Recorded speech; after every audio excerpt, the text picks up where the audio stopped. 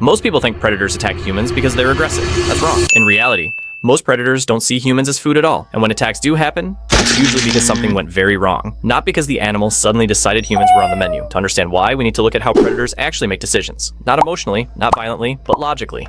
When a predator looks at another animal, it's running a silent calculation. How much energy will this take? How dangerous is it? And what happens if I get hurt? For most predators, humans fail this test immediately. We're tall, upright, loud, and we move in unpredictable ways. Prey animals move low to the ground, flee in straight lines, and follow familiar patterns. Humans stop, turn, wave their arms, shout, and do things that don't match any prey profile. To a predator that relies on pattern recognition, that's a warning sign. This is why big cats are such a good example. Tigers, lions, and leopards are ambush hunters. They rely on stealth, surprise, and attacking from behind. If they're spotted early, the hunt is already failing. In India, where humans and tigers share territory, researchers noticed something interesting. Tigers that do attack humans almost always do so from behind, in tall grass, when the person is crouched or bent over. In other words, when the human temporarily looks like prey. When humans are upright and aware, tigers overwhelmingly avoid engagement. This isn't speculation.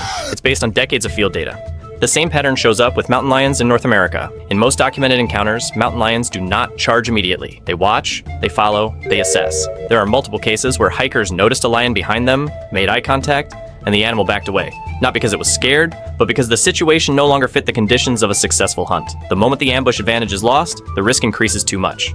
Bears are another animal people misunderstand. When people see a bear charge, they assume it's a hunting attempt. But wildlife researchers have documented that many bear charges, especially with grizzlies, are bluff charges. The bear runs forward, stops short, and retreats. Why? Because the goal isn't to kill, it's to remove a perceived threat. Most bear attacks happen in surprise encounters at very close range, or when cubs are present. In those moments, the bear doesn't have time to assess. It reacts defensively. In Alaska, studies show that bears almost never stalk humans as prey. When they do attack, it's usually immediate and situational, not planned hunting behavior.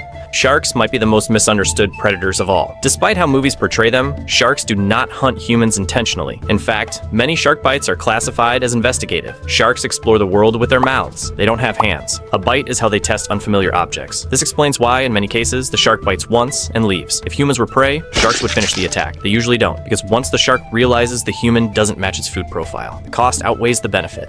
Wolves tell an even clearer story. In North America, wolf attacks on humans are extremely rare. Researchers reviewing hundreds of years of records found that wolves actively avoid people, even when food is scarce. When attacks do occur, they're often linked to food conditioning, where wolves associate humans with food sources or to extreme historical conditions. To a wolf, a human is large, noisy, and unpredictable, exactly the kind of animal that could cause serious injury. And again, injury equals death. This brings us to a critical point. Predators don't hunt the strongest animal, they hunt the safest animal. They look for weakness, isolation, predictability. Humans, by default, don't check those boxes. We're not easy to ambush, we don't move like prey, and we don't behave consistently enough to be worth the risk. So why do attacks still happen? Almost every documented case fits into one of four categories. Surprise encounters, where the predator and human suddenly meet at close range. Defensive behavior, involving cubs, territory, or food. Food conditioning, where animals lose fear due to human behavior. Or mistaken identity, where posture or movement temporarily mimics prey. Notice what's missing. There is no category called preferred human hunting.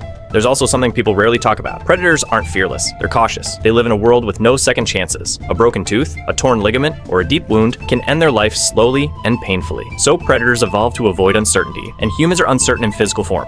The biggest mistake people make is assuming predators think like humans. They don't attack out of cruelty, they don't attack for revenge, and they don't attack to prove dominance. They attack when something crosses a biological threshold, and those thresholds are far rarer than movies make them seem. Imagine that.